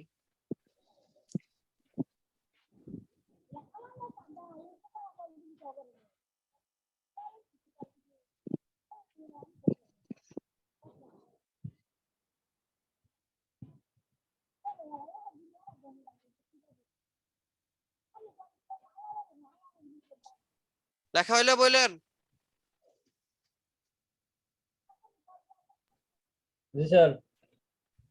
কি কি ফাইল আমি আরেকবার নাম বলতেছি, AI, EPS, PDF, JPG, PNG, আরেকটা আর আর কি আছে, পিএসডি, তাই না?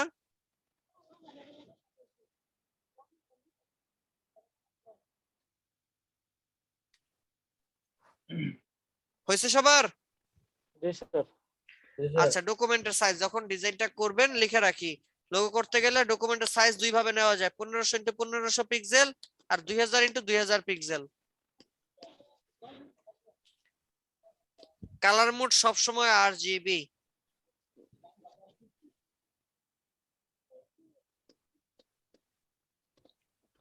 লিখছি সবাই?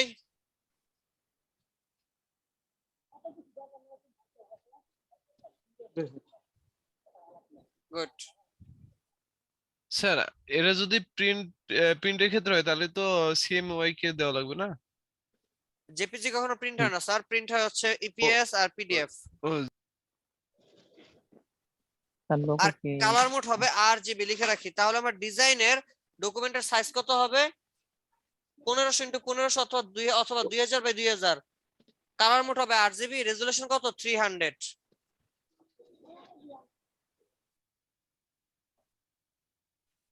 দেখছি? জি স্যার। তাহলে এই 10টা ভাইটাল টিপস যদি আপনারা কিনা ফলো করেন, তাহলে কিন্তু খুব সহজেই আপনি পারবেন অত্যন্ত সুন্দর একটা কার্ডিনাল টিপস কে ফলো করে খুব সুন্দর একটা লোগো ডিজাইন করতে। বুঝছি? জি স্যার। জি স্যার। নেক্সটে যাই। পৃথিবীর ওয়ার্ল্ড ফেমাস কিছু লোগো আর্টিস্ট এখানে আছে, একটু দেখেন। আচ্ছা, different types of logo design. Logo design অনেকগুলো টাইপ আছে, একটু লিখে রাখি। Basically there are two types of logo. মূলত লোগোকে আমরা দুইটি ভাগে ভাগ করি। কি কি? সিম্বলিক আর iconic logo. Number 2 typographic logo. লিখে রাখি একটু, লেখেন, 1 মিনিট আমি আসতেছি।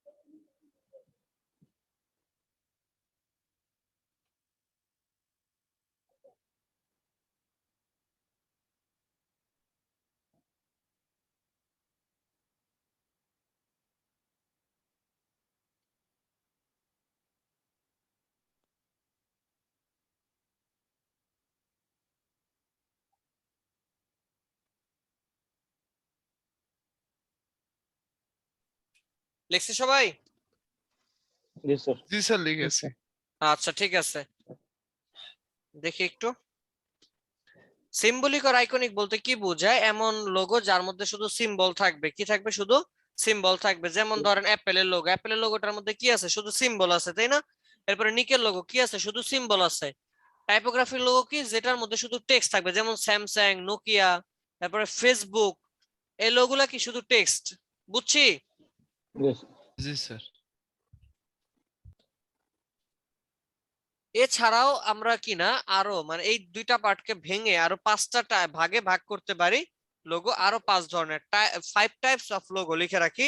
Symbolic, number 2 word mark, number 3 letter mark, number 4 combination বা কম্বিনেশন, যেটা নাম্বার 5 কি? এমব্লেম। লিখে রাখি।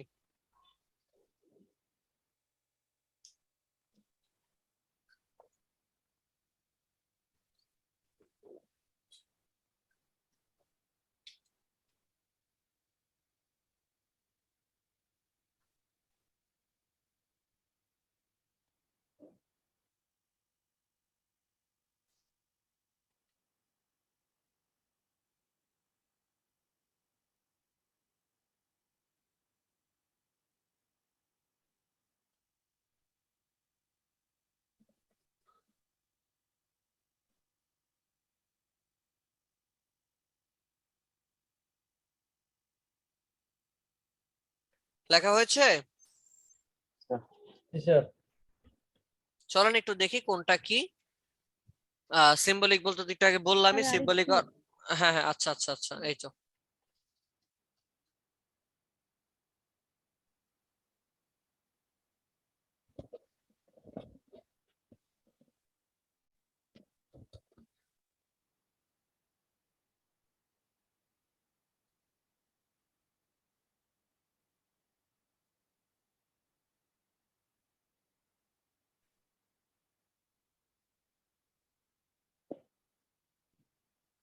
হয়েছে স্যার।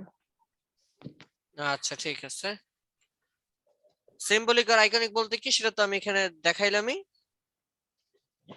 এরপরে আছে আমাদের ওয়ার্ড মার্ক। ওয়ার্ড মার্ক বলতে বোঝাচ্ছে যে লোগোগুলোর মধ্যে কিনা ওয়ার্ড, নির্দিষ্ট কোনো ওয়ার্ড বা নট অনলি লেটার, ওয়ার্ড দিয়ে লেখা হয়েছে। যেমন ফেসবুক, সোনি একটা ওয়ার্ড দিয়ে লেখা।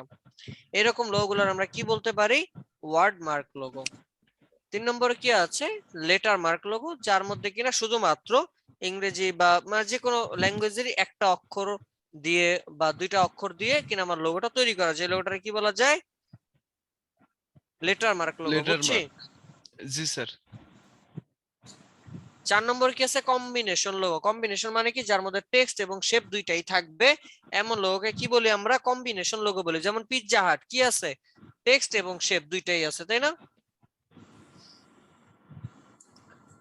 5 নাম্বার কি? Emblem logo. এমব্লেম বলতে বোঝায় রাজকীয় টাইপের, মানে লোগোটা দেখলেই মনে হবে একটা রাজকীয় রাজকীয় ভাব আছে। এই যে দেখেন এফসিবি, ফুটবল ক্লাব বার্সেলোনা, বা স্টারবাকস, এরপর হচ্ছে মোটর, হার্লি, এই যে যে লোগো গুলো আছে দেখলে কিন্তু ডিফারেন্ট শেপ ইউজ করছে, তাই না? ডিফারেন্ট লাক্সারি টাইপের শেপ ইউজ করছে, যেটা দেখেই মনে হইতেছে একটা রাজকীয় রাজকীয় ভাব আছে। এই ধরনের লোগো, এই ধরনের লোগোরে কি বলি? Emblem logo. মনে থাকবে? জি স্যার। আচ্ছা ঠিক আছে।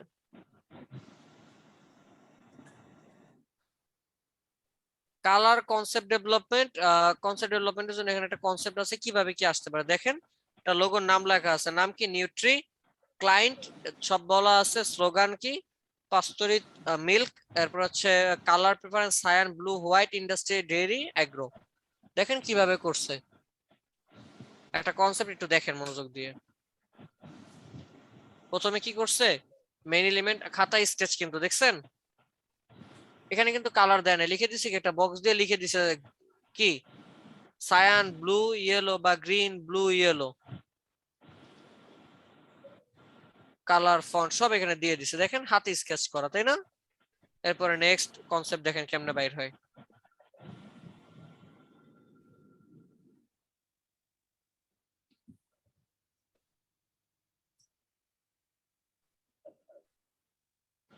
বুঝতে পারতেছেন?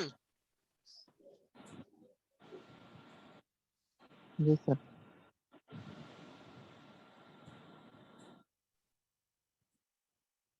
এই যে দেখেন লাস্ট ফিনিশিং।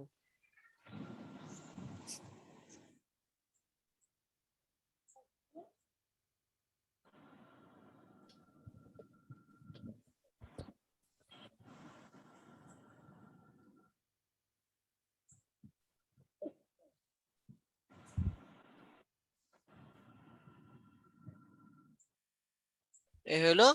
এরপর ইলাস্ট্রেটরে নিয়ে এটাকে ঠিক মতো কাজ করছে।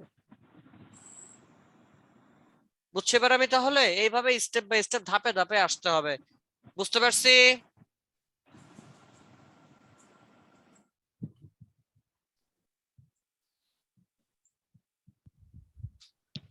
যাই হোক, পারা যাবে। ইনশাআল্লাহ। কারো কোনো ধরনের কোশ্চেন আছে?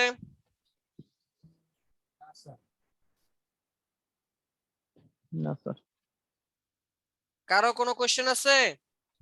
স্যার এই কাস্টমার ও, কোন বুঝার ধরনের চেষ্টা লোগো করুন, চায় স্যার। এটা কি কাস্টমারে নির্ধারণ করে দেবে না আমরা অনেক সময় কাস্টমার নির্ধারণ করে দেয়, অনেক সময় আপনাকে তার কনসেপ্ট শুনে বুঝতে হবে যে এটা আসলে আমরা কাস্টমার কোন সাজেস্ট ধরনের করবো তাকে, চাচ্ছে। তাই তো? হ্যাঁ, তাকে সাজেস্ট করবেন, তুমি এইটা নিতে, তুমি এটা নিতে, এরকম।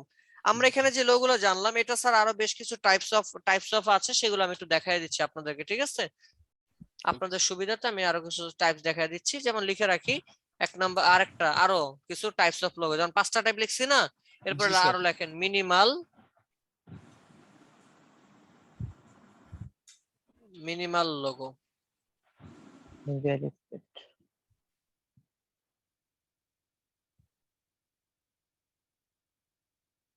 লাইক এই ধরনের লোগো গুলো কি বলা যায়? Minimal logo.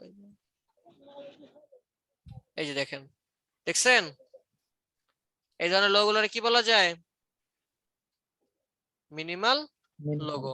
চলে যাবেন ড্রিবলে। কই যাবেন? ড্রিবল।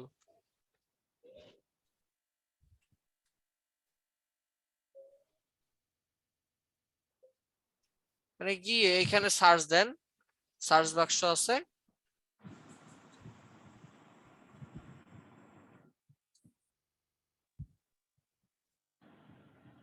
এখানে আসুক। এখানে সার্চ দিলাম কি? Minimal logo.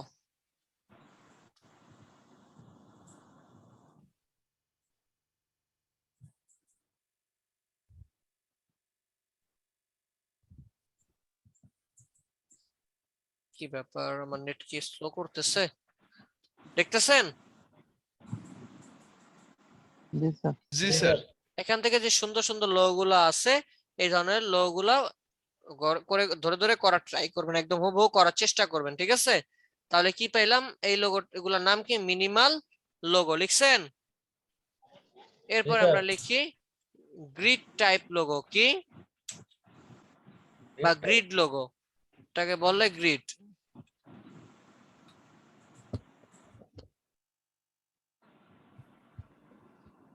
গ্রিড লোগো দেখি,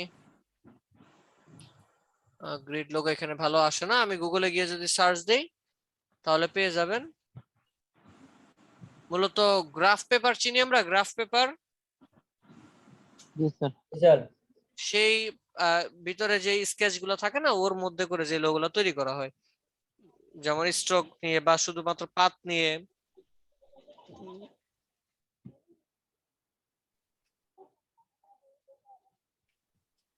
এই যে এই ধরনের লোগোরে কি বলে? Grid logo. বুঝছি? জি স্যার।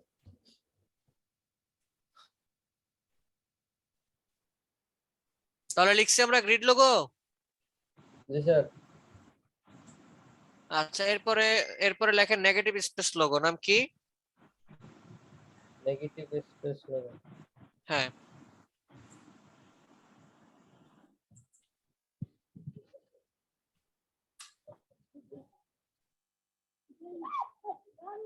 নেগেটিভ স্পেস লোগো কি? এমন লোগো বানাইতে হবে যে লোগোটার মধ্যে আপনি ভিঙ্গ আঙ্গিকে তাকাইলে একটু ভিন্ন কিছু দেখতে পারেন। যেমন এটা কি দেখা যায়? একটা অ্যাশ, কিন্তু একটু ভিন্নভাবে তাকালে কি দেখা যায়? এখানে একটা মাছের মাথা, এখানে মাছের লেজ, তাই না? জি স্যার। এখানে লেখা আছে ফিডেক্স, ই আর এক্স এর মাঝখানে কি আছে? একটা অ্যারো আছে, তাই না? জি স্যার। এরপরে হইতেছে ধরেন এই যে এখানে কি আছে? একটা ভাল্লুক আছে, এর ভিতর তাকাইলে কিন্তু কি আমি আরেকটা দেখতে পাই না? জি স্যার। এখানে লেখা আছে ইগ, দুইটা জি, জি এর মাঝখানে কি আছে? ডিম, দেখছেন? মাথা নষ্ট। এরপরে যে ক্যাট, সি এ টি, দেখেন, দেখে মনে হচ্ছে ক্যাটের ভিতর একটা বিড়াল।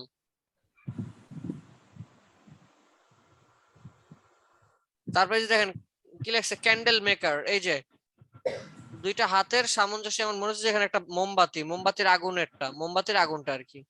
এই যে এখানে দেখেন 3 আর 6, এখানে কি 3 লিখছে, বাট দেখে মনে হচ্ছে কি 63 বা 6 আর 3, তাই না? স্যার। তাহলে এই ধরনের লোগোরে কি বলা হয়? Negative space negative logo. Space logo. মনে থাকবে? ইনশাআল্লাহ। এরপরে লেখেন ওয়াটার কালার লোগো।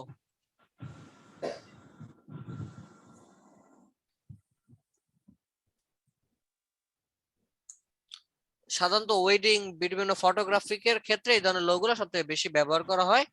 এগুলো তৈরি করার জন্য ট্যাব দরকার, গ্রাফিক ট্যাব। মূলত ওয়াটার কালার যারা ভালো পারে তাদের জন্য এটা ওয়াটার কালার লোগোটা। টাইপটা লিখে রাখেন, আপনাদের জন্য কাজে দিতে পারে। কি নাম বললাম? Water colour logo. লিখছি? জি স্যার। গুড। এরপরে লেখেন golden ratio logo. Next class আমাদের গোল্ডেন রেশিও নিয়ে, তাই না?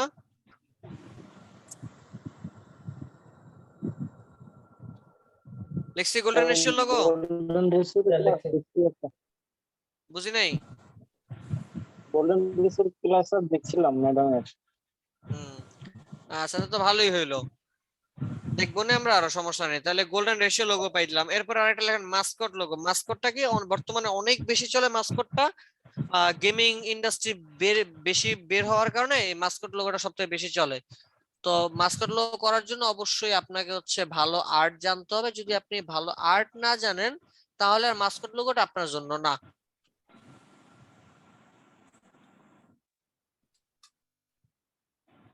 এই ধরনের লোগোরে কি বলা হয়? লোগো শেখার হ্যাঁ। খুব ইচ্ছা, মানে এই গেমিং টাইপের ইয়েগুলো। আচ্ছা, এগুলোর জন্য ওই যে ভালো স্কেচ জানতে হয়, কারণ এগুলো আগে স্কেচ করতে হয়।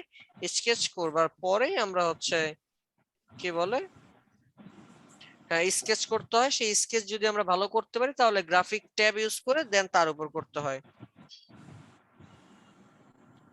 বুঝতে পারছি?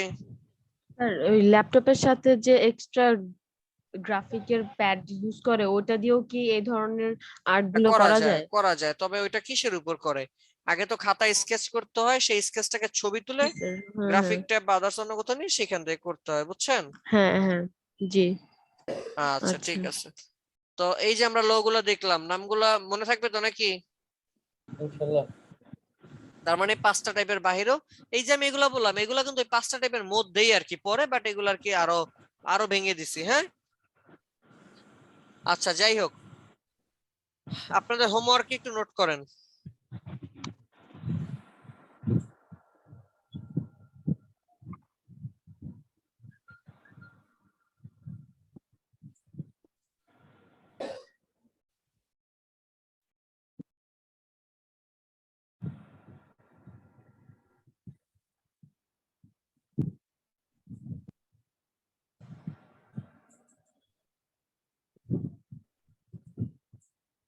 আচ্ছা লেখেন, পৃথিবীর নামি দামি 5টা লোগো কোম্পানির হিস্ট্রি জানতে হবে, বা 5টা লোগোর হিস্ট্রি জানতে হবে। কি কি আমি নাম বলতেছি।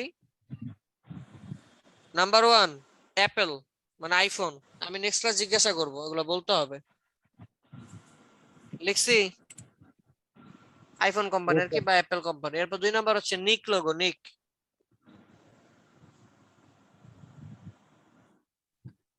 তারপরে 3 নাম্বার হইতেছে অ্যামাজন।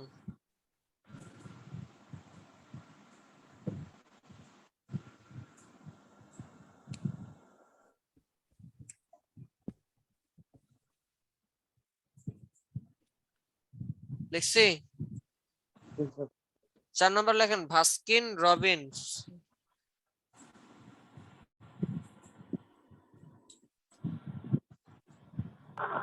এটি কি বলছেন? বাস্কিন রবিন্স লোগো, এই যে এটা, এই কোম্পানির হিস্ট্রি জানবেন, বাস্কিন রবিন্স লোগো।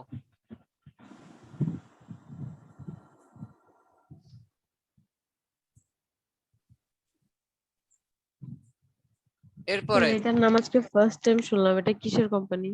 সেটাই তো নিজেরা রিসার্চ করে নেবার, বাকি এখন আমি বলবো না তো। আচ্ছা, আচ্ছা ঠিক আছে স্যার। এরপরে আরেকটা লেখেন ক্রিয়েটিভ আইট ইনস্টিটিউটের লোগো, আপনাদের প্রতিষ্ঠানের লোগো। এই 5টা কোম্পানির লোগোর হিস্ট্রি জানবেন, যে লোগোটার মূল উদ্দেশ্যটা কি ছিল বা রহস্যটা কি, কিভাবে লোগোটা তৈরি করা হয়েছে, এই হিস্ট্রিটা জানবেন। মনে থাকবে? স্যার ক্রিয়েটিভিটির রহস্য কে বলবে স্যার? উইকিপিডিয়াতে সার্চ দেন, গুগল করেন, দেখেন পান কিনা। না পাইলে তো আমি আছি নাকি, আমি আচ্ছা, বলবো নেক্সট ক্লাসে, বাট চেষ্টা করেন, এরপরে না হলে আমি বলবো। হ্যাঁ, আচ্ছা স্যার, জি স্যার। লিখছি। এগুলো তো হচ্ছে শুধু পড়বেন, লেখা লাগবে না কোনো কিছু, শুধু পড়ে মুখস্থ রাখবেন আর আমার নেক্সট ক্লাসে বলবেন। পারবেন না? ইনশাআল্লাহ। আচ্ছা, এবার আসি প্র্যাকটিক্যাল কি দিব। প্র্যাকটিক্যাল লিখে রাখি মিনিমাল, মিনিমাল লোগো দেখছি না? তো হ্যাঁ, মিনিমাল লোগো লেখে ইয়া। আচ্ছা একটা কাজ করেন, মডিউলে ফেরত যাই, মডিউল ধরে দেই, মডিউলের বাইরে দিব না কিছু। এখানে যাবেন, ড্রিবলে যাবেন, ড্রিবলে যাবেন, অন্য কোথাও না। সাইটটার নাম লেখা রাখেন, নাম কি? গুগল। ড্রিবল।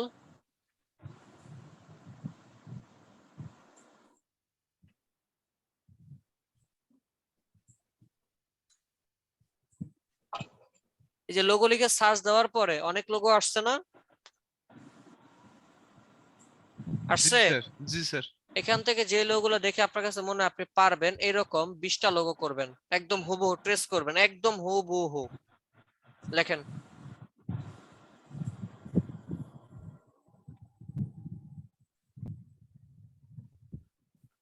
কয়টা? 20টা। একদম হুবহু যা আছে হুবহু করার ট্রাই করবেন, এরকম হুবহু করার ট্রাই করবেন। কিভাবে করছে? এটা গ্রিড দিয়ে করছে না কি দিয়ে করছে? 20টা লোগো করার ট্রাই করবেন একদম হুবহু ধরে। বুঝি নাই? লেখা হয়েছে সবার? জি স্যার। আচ্ছা, এরপরে এই 20টাকে বাদ দিয়ে অন্য আরো 10টা লোগো হাতে স্কেচ করবেন। কই স্কেচ করবেন? খাতার মধ্যে, খাতায় পেন্সিল দিয়ে অবশ্যই। যদি কেউ দেখছি কলম ইউজ করছেন তাহলে খবর আছে, বলে দিলাম। এই যে 20টা লোগো করবেন সেই 20টা বাদ দিয়ে এরপরে পেন্সিল দিয়ে খাতার মধ্যে আঁকবেন আরো 10টা, মনে থাকবে? জি স্যার। বাস, বুঝছি সবাই? জি স্যার, পারবেন? ইনশাআল্লাহ। বাকিটা কথা কন, একজনই কইলো। অবশ্যই স্যার, অবশ্যই স্যার। ইনশাআল্লাহ। আমি বারবার বলতেছি নিজের থেকে কিচ্ছু করবেন না, নিজের থেকে একটা ডটও দিবেন না, যা আছে হুবহু করার ট্রাই করবেন। কালারটা পর্যন্ত এখান থেকে আইড্রপার দিয়ে পিক করে নেওয়ার চেষ্টা করবেন। আর যেটা বলছে যে হাত স্কেচ করবেন সেটা ধরে ধরে মানে দেখবেন কিভাবে করছে, একটু হাতে স্কেচ করার ট্রাই করবেন। ধরেন এই যে এই ধরনের যে মাস্কট লোগো গুলা, তো দেখবেন হাতে যে এটা হাতে করা যায় কিনা, দেখবেন হাতে স্কেচ এটা করা যায় কিনা, এই ধরনের লোগো হাতে স্কেচ করার ট্রাই করবেন। বুঝছি? একদম খাতা স্কেচ করবেন, খাতা স্কেচ করে সেটা ছবি তুলে গ্রুপে পোস্ট করবেন। আর এক পেজে যেন একটাই থাকে, এমন যেন যে এক পেজে 10টা করে এরপর একসাথে দিছি না। বুঝছি? জি স্যার। আচ্ছা, তাহলে এই হইতেছে আপনাদের লোগোর হোমওয়ার্ক। আর ওই ফ্লায়ার ট্রেলার যা আছে এগুলো নিজেরা নিজেদের মতো করে করবেন। আপনাদের আরো প্র্যাকটিসের প্রয়োজন। এখন আমি দিলে বলবেন স্যার এত হোমওয়ার্ক দেন কি লিগা, এই জন্য আমি কমায় দিলাম, আমি আর কিছু বললাম না। এবার আপনারা আপনাদের মতো করে করবেন, ঠিক আছে? জি স্যার।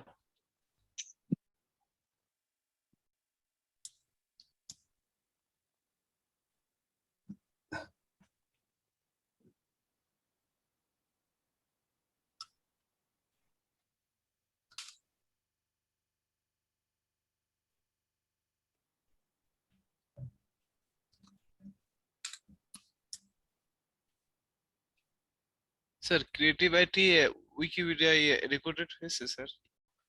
দেখেন না সার্চ করে।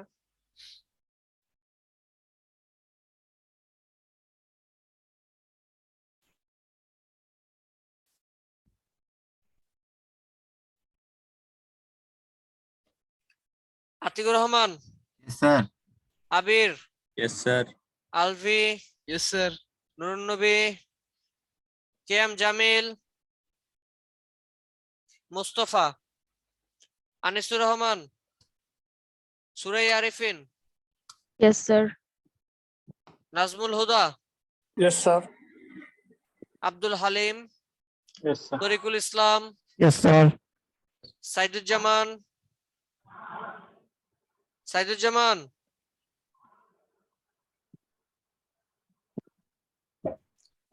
আচ্ছা, শাকিল ইসলাম, শাকিল ইসলাম নাই? স্যার হ্যাঁ, সাইদুজ্জামান, সাইদুজ্জামানের আচ্ছা নেট নেট চলে গেছে। স্যার সারা তাসনিম উর্মি, মেসেজ দিয়েছে। হ্যাঁ হ্যাঁ পাইছি। সৌরভ সরকার, সৌরভ সরকার আসছিল তো, কই গেল? নুর ইসলাম লিমন, সারওয়ার জাহান ভুইয়া, সাইদুর রহমান শিশির, শিশির, রাইহানুল ইসলাম, প্রেজেন্ট স্যার। আচ্ছা, মনিরুজ্জামান ফুল, স্যার আছে স্যার। ফারজানা আক্তার, সঞ্চয় ফেরদৌস, আল সাইম, জি স্যার। মাহফুজুর রহমান সজীব, স্যার আছে স্যার। আচ্ছা, এমডি রিয়াদ, রিয়াদ কই ছিল তো? সাইফ খান, এমডি সাইফ খান কই গেল? এনারা আসছিল, কোথায় গেল এখন? মেহেদী হাসান, ইয়েস স্যার। সারা তাসনিম,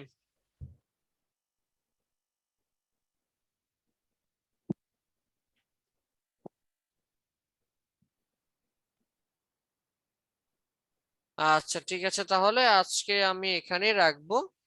আপনারা তাহলে এই হোমওয়ার্ক গুলো করে অবশ্যই গ্রুপে পোস্ট করবেন, নেক্সট ক্লাসের আগে চেষ্টা করবেন, ঠিক আছে? পারবেন না?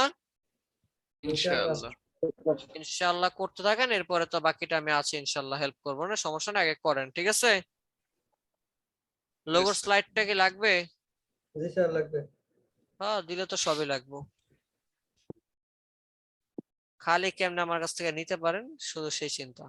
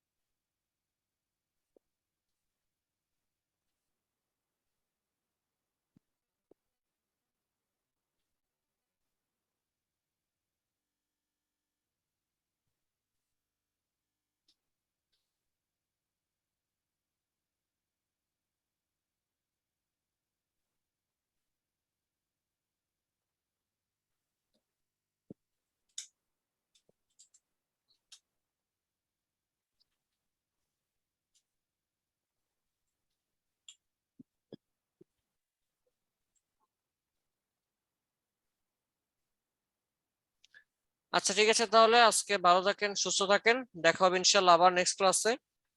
আল্লাহ হাফেজ, আসসালামু আলাইকুম। আসসালামু আলাইকুম। অবশ্যই অবশ্যই হোমওয়ার্ক গুলা করে গ্রুপে আপলোড দিয়েন। সবাইরে বলতেছি রিকোয়েস্ট। জি স্যার। আসসালামু আলাইকুম। ইনশাআল্লাহ। আসসালামু আলাইকুম আল্লাহ স্যার। ওয়ালাইকুম আসসালাম। আসসালামু আলাইকুম।